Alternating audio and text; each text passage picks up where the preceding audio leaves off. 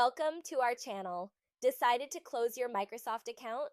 Follow these careful steps to permanently delete your account and understand the implications. Step 1. Back up all important data first. Save files from OneDrive, emails from Outlook, and any purchased content before deletion. Step 2. Visit account.microsoft.com and sign in. Use your Microsoft account credentials to access account settings. Step 3. Navigate to security settings.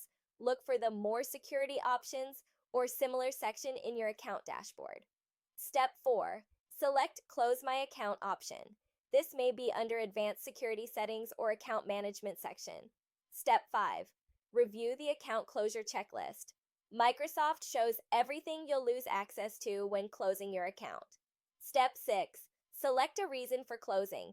Choose from the drop-down menu why you're closing your Microsoft account. Step 7. Click Mark Account for Closure button. Your account enters a 60-day waiting period before permanent deletion. Step 8. Avoid signing in during waiting period. Signing in within 60 days will cancel the deletion process and reactivate your account. Don't forget to like this video and subscribe to our channel.